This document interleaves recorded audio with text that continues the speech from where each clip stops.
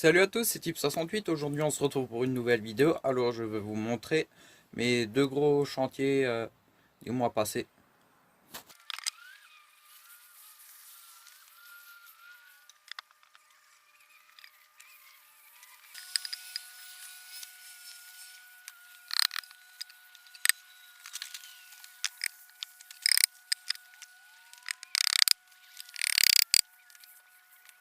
Ma technique pour construire des ronds-mains, je fais comme ça des feuilles.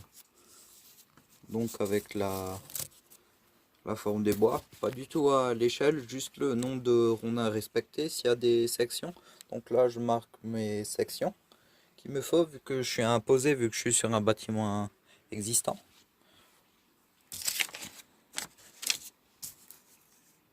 Donc là, pareil pour les pignons.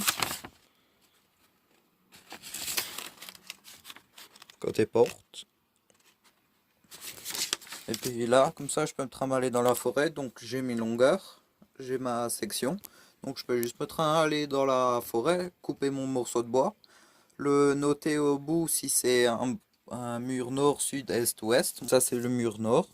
Donc on aura à chaque face son côté.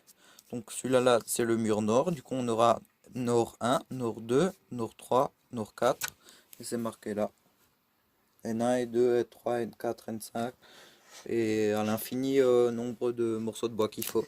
Et après quand je dois gérer une fenêtre, je fais dans le sens de la lecture. Du coup il y aura par exemple ça c'est N9, donc on aura N9A, N9B et à l'infini de nombre de fenêtres qu'il y a. Donc moi je travaille comme ça. Donc voici ce que ça donne. Donc de derrière.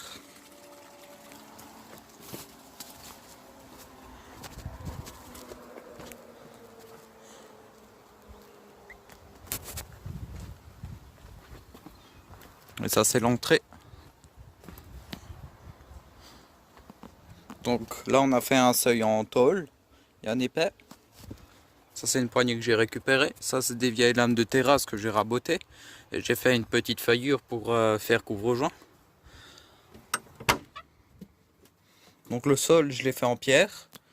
Donc on a décaissé sur 40-50 cm. On a remblé avec des gros cailloux. Après des plus fins, du gravier. Et après on a maçonné des pierres avec de la chaux. Voici ce que ça donne de l'autre côté. Donc là on a fait des poteaux carrés. On a raboté. Donc on l'a mis sur la table, on a pris le niveau. On a tracé le premier niveau. On a remonté le trait avec un cordex. Ensuite on a découpé tout le long à la profondeur et ensuite on a juste raboté. Donc avant le mur il était là. Là il y avait la fenêtre. Et là il y avait la porte. Et là il y avait un retour de mur avec l'étagère qui était là. Et que maintenant elle est là. Donc là on a mis la pile de bois. Donc là on a la charpente apparente.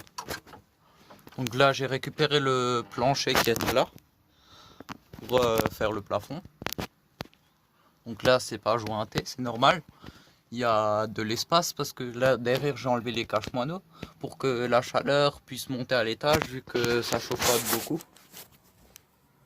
Donc là, avant il y avait la poutre qui continuait tout droit jusqu'à l'autre côté et celle-là là, elle tient la solive qui tient le plancher. Donc là j'ai dû tout refaire une reprise de charge. Du coup j'ai fait ça en encorbellement. Voilà, donc là on a un gros poteau. Avant là on avait la petite fenêtre. Donc ça apporte beaucoup de place quand même sur la cabane.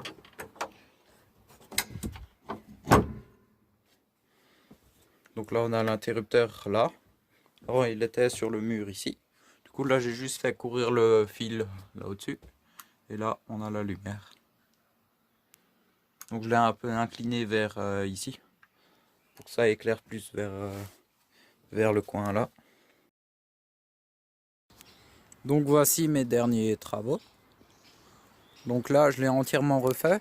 vu que là, à l'époque, il y avait 2 rondins de bois, et là, il y avait un muret avec la pente, et vu que là, j'ai tout remblayé, j'ai monté un mur, bah, ça a appuyé un peu sur le mur, et du coup, j'arrivais plus à bien fermer la porte.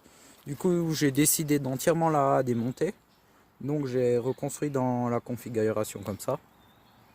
Donc, une structure poteau-poutre, avec une charpente en noisetier, comme j'ai toujours fait. Donc là, j'en ai profité pour faire un genre de chaîneau comme j'ai fait dans la grande cabane en haut. Donc là, on voit il y a déjà un peu d'eau dedans. Donc là, j'ai fait une petite ferme avec une seule moise. On aura une deuxième qui viendra là, et avec les montants de la porte. Donc là, j'ai fait des tavalions en chaîne. Donc voici à quoi ça ressemble. Du coup, j'ai fait des bûches de 33, ce que j'ai trouvé comme meilleur compromis. Déjà, c'est quand on le découpe en mètres, ça donne des... On a juste besoin de le découper en 3. Du coup, on a une longueur constante. Ensuite, ça va bien pour fendre. Parce que 25, j'ai trouvé que ça faisait un peu petit. Et puis donc l'anthrax, j'ai fait 17 à peu près. Donc comme ça, on a toujours, comme on le voit, on a toujours 3 épaisseurs, au moins 2 épaisseurs de tavalion pour qu'on ne voit pas à l'intérieur et que ça soit quand même étanche. Bref, c'est comme une couverture. Sauf que là, c'est pour une façade. Donc voici à quoi ça ressemble en entier. Donc ils ont légèrement pas tous la même taille. Et là, je suis en train de faire le pignon.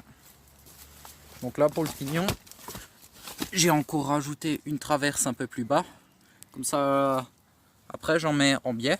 Et comme ça, je peux quand même les clouer, parce que sinon, si je suis là et que je tombe juste entre 2 chevrons, bah je peux pas le fixer. Donc ça donne ça.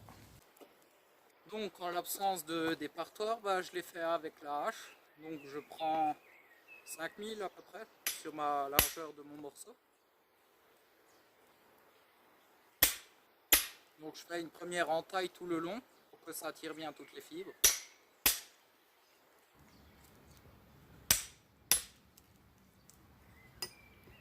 Puis je la mets au milieu et je tape.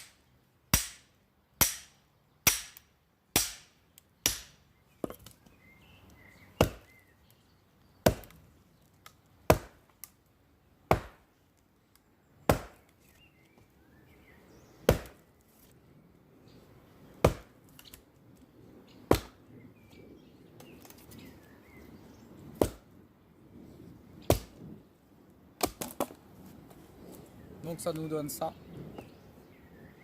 Donc moi j'enlève juste la partie écorce. Il y en a qui enlèvent aussi le blanc, c'est l'aubier.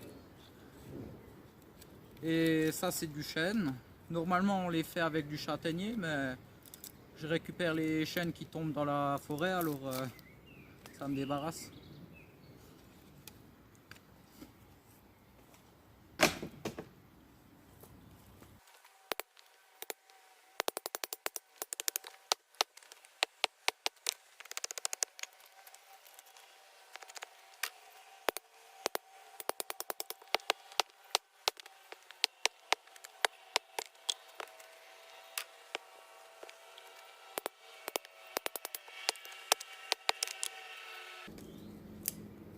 Donc comme on le voit là, il y a les fibres qui sont un peu tordues.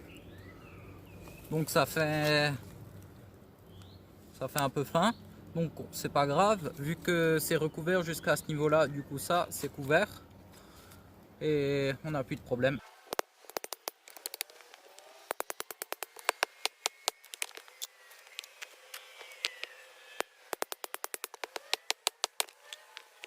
Donc ça c'est mes bûches. Donc le morceau de bois, j'ai ma bille en entier qui ressemble à ça. Je la refais en 4.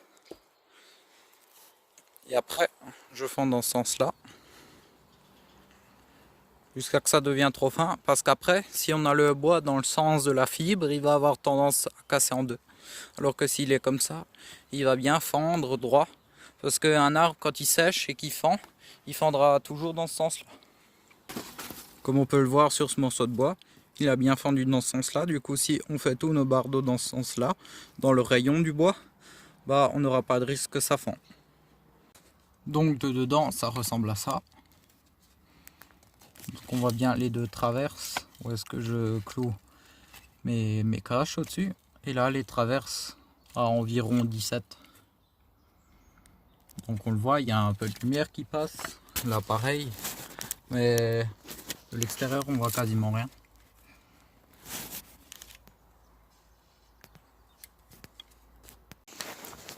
Donc voici le tas que j'ai avec un quartier et demi de chêne qui faisait environ 40 cm de diamètre.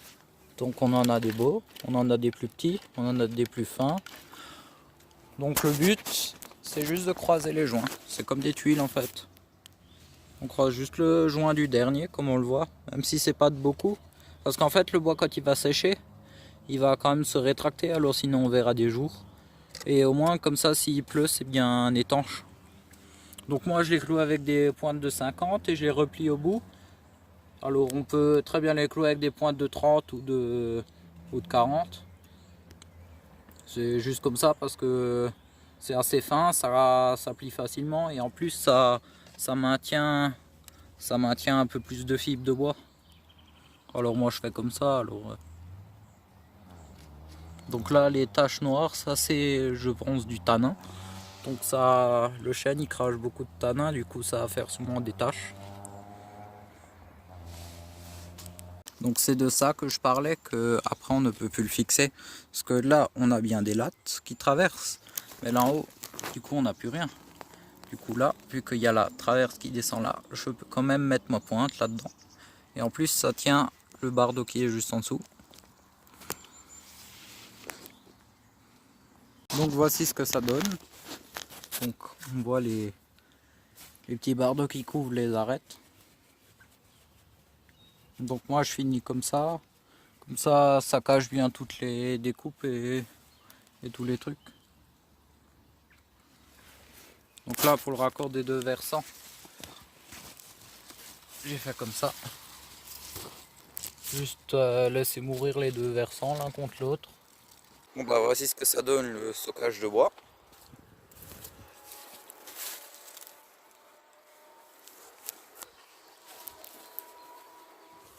C'est de devant.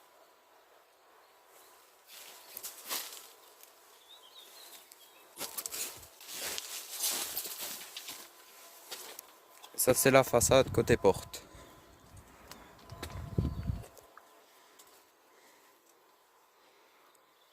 Donc là on voit bien le lattage. Comment est-ce que c'est fait? Donc là je voulais faire une porte aussi pareil en bardeau. Mais finalement je vais la faire en bélesse comme les autres portes. Donc là on voit il y a une légère différence de teinte. Ça vient pas du même arbre. C'est pour ça.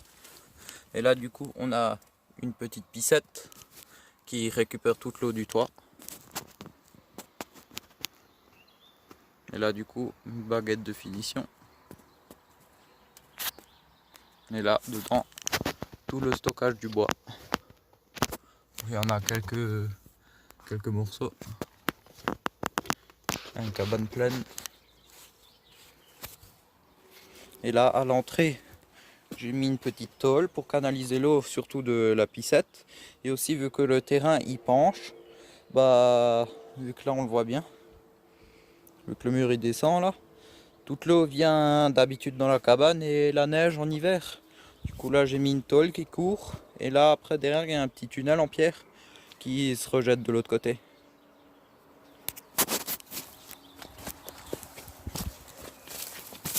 Donc voici la sortie du petit tunnel.